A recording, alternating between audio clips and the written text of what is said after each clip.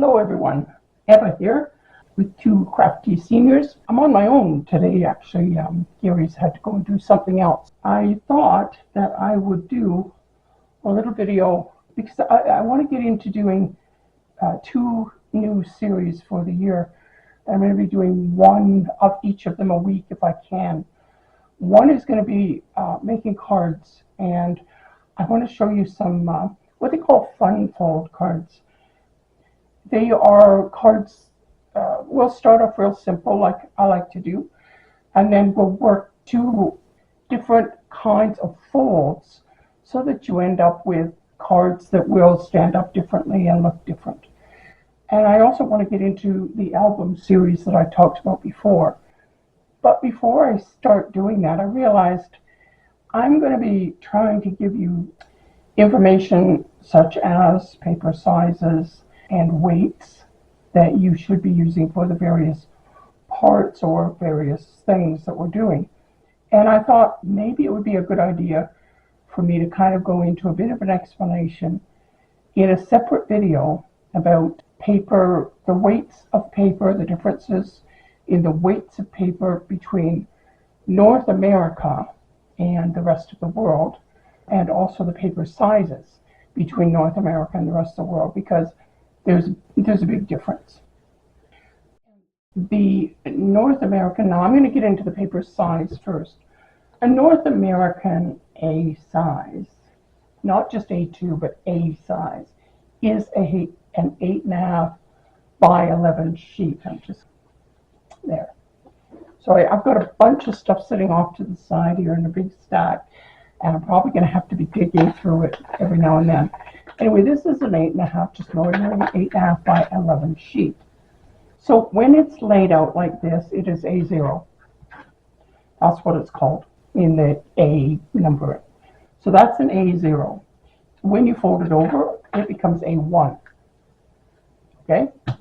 When you fold it one more time, that's A2. And then you can fold it down further and further and further to get different A numbers for different things. So the A2 card is that. It's a folded, twice folded piece of 8.5 by 11. Now these A2 size cards, they really came into existence and became quite popular not that long ago. When printers became a thing in households is when these became popular. Printers had been in offices for probably 2 or 3 years before they became popular in households. They became cheap, and they started selling them really cheap because they were making money on the ink, as they still do, and we all know that. But the inkjet printers especially, the laserjet printers were still beyond the majority of people's budget. But an inkjet printer, I mean, I remember going in the 90s, in the late 90s and early 2000s, and getting an inkjet printer for $50. Some of them were $40. But I mean, it was the ink that cost you money. You'd bring this thing home, and boy, oh boy. And then there was companies, or not companies, but people who made template type of thing that you could download. It was free. And what it did was that it allowed you to make your own cards. You could print your own cards. So you would on your template, they would have like the form of your sheet, and you would put your upside up, like your right side up picture, whatever it was going to be here, and then you could type in your upside down words here. And you typed them in such a way that they showed right side up, but when they printed upside down, because of course, when you fold it, it needs to be upside down, right? So that was where these cards came into being.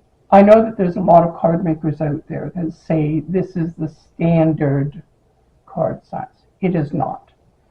You go into any store, and I don't care what store you go into any store that has cards, you're not going to find this size very often. Usually it's going to be in a box, there's going to be invitations, or or thank you cards, or things like that. Note cards. That's what that size is going to be. And even in that, you don't really find them that often. So they're not a standard in the industry. Hallmark never makes them. Carlton doesn't make them. American Greetings doesn't make them. They make bigger cards that are cards because they want their cards to be seen. And on a rack, a little card is not going to be seen good enough. So it's a standard in card making in America, especially in the United States. But it's only among card makers. The majority of cards out there are bigger, and they're all different sizes. 5x7 is a popular size. In the card making industry, you take just about any of the cards off the rack and measure them, and they're going to be a 5x7. Some of them will be a different size, some of them will be slightly smaller, but this size you're not going to find on a rack. So that looks after that. Now, that's an A in the United States. Now I have a sheet here that talks about the rest of the world. So an A standard size paper, the A0, which is 8.5 by 11 in the United States, and Canada also uses it because we use letter size here, because we do a lot of things that the United States does just because a lot of our products come from the United States, and it's more convenient, it's good for relations and all that stuff. So anyway, so yes, in North America, and I think some of Central America, they use the letter size. But an A size, A0 size, in the rest of the world is in inches 46.8 by 33.1. That's your A0, and that's your giant sheet of paper. Then it goes down from that. The A4 is what's closest to the letter size. So A4 is this little guy up here, folding it that many times. So fold it in half, fold it in half, fold it in half, fold it in half. That's A4. So A4 is actually 11.7 by 8.3. Now, they also on this particular chart have the millimeters. And I know that a lot of people that watch and do crafts and things like that are from the United States and from the UK. So in the UK, you would understand the millimeters, but there's the inches as well. So that's the big difference between your A in the rest of the world and your A in the United States. Is the A in the United States is this one. And in the rest of the world, it's not. Now, in the United States, they have different A's. So the A that is the letter size is called ANSI. That's what it falls under, ANSI. But then there's also Arch, and there's Art, and there's just a number of different types of A, and they all have different sizes for their A's underneath them. It's very confusing. Anyway, I wanted to get into paper weights because that's more what we're going to be talking about. In the majority of cases, between the A4 rest of the world and the letter in North America, there isn't that big of a difference. Most printers will allow you to print, in North America, will allow you to print A4. And the printer adjusts it for you if you're printing something that says A4. There's quite often a little box that you need to either check or uncheck that allows your printer to recognize A4 size and adjust it to letterhead or to print on A4 paper, because we can get A4 print paper in North America. It's not as common and it's a little more expensive. Or you might be ordering from the UK or Europe. You're getting A4 instead of. Now, I've done that. I've had A4 papers. And my printer has never had a problem. And I've had a multitude of printers over the last few years. We finally settled on two. We've got a laser black printer, and then we've got the color Pixma, Canon Pixma one. And they both worked really well. We chose a Pixma when we were looking for a new inkjet printer. We chose the Pixma because it's got the refillable tanks. Anyway, I'm getting off topic, which is kind of typical for me. So I want to look at the GSM versus pounds in paper weights. And by paper weights, I don't mean those little things you put on top of paper to hold them down. There is big differences in between the rest of the world and North America. Now, this is the rest of the world. That's their only column. That's all they need. Everything goes by GSM, which is grams per square meter. Doesn't matter how thick the paper is, doesn't matter anything like that. That's what they use, is grams per square meter. And that's going to be something that you are going to want to learn, because it is very helpful when you're looking at paper and trying to decide, is this really what I want? Is this really going to be what I think it is? Especially if you're ordering paper online, because there's big differences. So let's have a look at GSM versus the North America. And North America is all in pounds. Okay. So across the top here you have your different kinds. I'm hoping you can sort of read it. I'm trying to straighten. The camera is sitting really just slightly off, so I've had to make everything on my desk crooked to accommodate it. Anyway, if you can read this across the top. So we have cover here. This one is a really important one for you to know, and index is the other one. Those are the two most important ones for you to know, besides bond. And bond is your printer paper. Paper like that, letterhead paper, that kind of thing. That falls under bond. Cover is your heavy cardstock. That is true heavy cardstock. And index is a medium weight cardstock. Okay. A lot of outfits put down 110 pound. What does that mean? Because over here you have text, which is an inside of a book. That's 110 pound.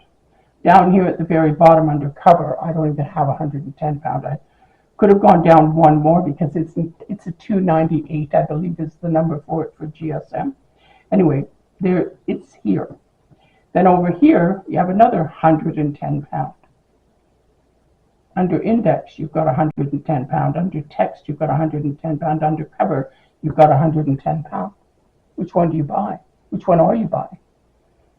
What is it really? And that's why GSM is very helpful. If you can find the GSM on whatever it is you're buying, you'll have a better idea of how heavy it is. The bigger the GSM, the heavier the paper. So up here on 20 pound, you've got a 75 GSM. 24 pound, which is kind of, like I use both. 24 pound I use for when I'm doing journals and things like that. 20 pound is what I use if I'm just printing off labels or something like that. Not labels, but what I like to do with my labels is I print off the sheet on a piece of paper, and then I put it with the labels, and that way I know what all should be on when you're using the labels. Anyway, so here you've got your two, so your 75 and your 90 GSM, which are the most common. Those are your most common two bond pounds. Down here under text, now this is 60 pound cover, 90 pound index, 110 pound textbook. So you can tell that the cover is your heaviest. This is your next heaviest, and that's your lightest in those three. Okay? And you can tell it because it's only 60 pound versus 110 pound. You know, your numbers, and this is in a straight line, but they all are 163 GSM. So if you are looking at, your various paper stocks, look for the GSM. The index that you are, or the 110 pound that you are most likely buying is index. It's not a heavy card. It's a nice weight card, but it's not a heavy cardstock. It's index. And it's really important to know whether it's index or whether it's cover when you're looking at these things, because one is super heavy and the other one isn't. I wish I could show you this in person, but I can't. Here I have a 110 pound cover. Okay, it is really quite thick. That's 2 sheets, and it is meant to be used as covers on books that are light books, that not for putting another sheet over the top, but this would be your cover. You can put something over the top of your, making a book, but this is what this is, and it's quite heavy. I mean, you can sort of hear the heaviness of it. Now, this is a 110 pound index. Can't really see it on camera, the difference. You can see it in person, and you can definitely hear it and see it. See how flippy this is. You're working to make that paper do any kind of, you can curl it, but you can't make it do this flippy little thing. Okay, so that's a 110 pound index. That's a Nina 110 pound index. Look for the word index or cover. This is another card. This one happens to be an Astrobrites, and you can see on here, I don't know if you can actually read that, but it's 176 GSM, 65 pound. So if we go over here to our little chart and we look and we find 76 GSM, 65 pound, you find out that that's 65 pound cover. Okay? So that's what this is. This is a 65 pound cover. It's quite light. It's a little lighter, if you notice. It's a little lighter than the 110 pound index. Okay? Because the 110 pound index is 199 GSM. Some will call it 200 just to round it up. But it's in that bracket. It's 199 GSM on a 110 pound index. 65 pound cover is 176 GSM. So you've got all these different weights. Sometimes it's in your paper packs. Even in your paper packs, look at this. This one is 250 GSM, which is, let's look it up. I do have it, GSM, 250 GSM. Now it's not telling me the poundage, but I can tell you it's probably here. It is probably covered because this stuff is fairly heavy.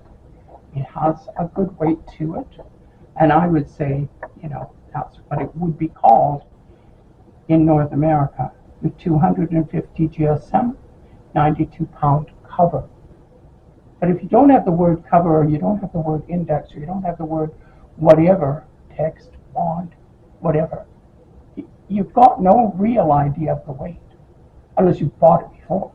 But if you're buying a completely new brand, new type of paper, unless you know the GSM, unless you can find out what's the GSM on that, or it gives you the index or cover or whatever.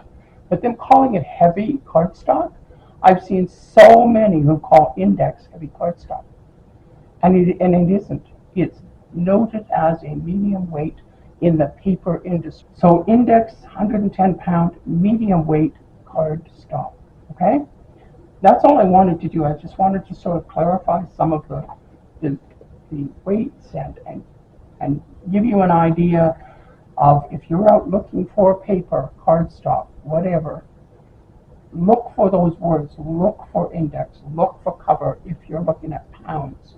If you're looking at the GSM, look at the number. The higher the number, the heavier the cardstock. Now, if you're looking for a nice cardstock that folds easily and makes a decent card, it's not heavy. It makes the 110-pound index is fine. What it makes is a card that is a little bit better than the weight of the card that you find in Dollar Tree and places like that, where they have those really lightweight cards in their racks. And I would say that they are probably more like 190 GSM, 105-pound index card. They're slightly lighter than the 110-pound index card. So you're getting a decent weight, a better weight. Get up into your 200s. Get up into your covered cardstocks, because you're gonna be happier with the card. The card is going to have more substance to it to start with. Your card base is going to have more to it. But if all you can find is a 110-pound index, that's not a problem. You're going to build up on a card anyway. And I use 110-pound index all the time in my journals for the covers, for the interiors, for all sorts of things. I use it all the time when I'm making ephemera and things like that. You don't need really heavy weight necessarily. You can always build up. You can always make it thicker just by adding stuff to it. It isn't a problem if that's what you can find, but know what you're buying is all I'm saying. Just, look for the words for the GSM as well, and it'll give you a better idea of what you're buying. And that's all I wanted to kind of tell you. I hope that's helpful to somebody. I'm probably going to refer back to this video in the future as I'm doing the albums, as I'm doing cards, as I'm even doing journals. I will refer back to this video so that new people who haven't seen it, or people who didn't watch it all the way through, those kinds of things, you can go and you can have a look at it and maybe have a better understanding of what all this paperweight stuff is. I hope it's helpful to you. Anyway, you have a really good rest of the day, and don't forget to like and subscribe and all the comments, and like I said in our last video, if you don't feel like making a whole comment, go find a nice emoji and stick that down there, and we'll be happy with that. I'll emoji you back. All right, you take care now, and we will see you in the next video. Bye.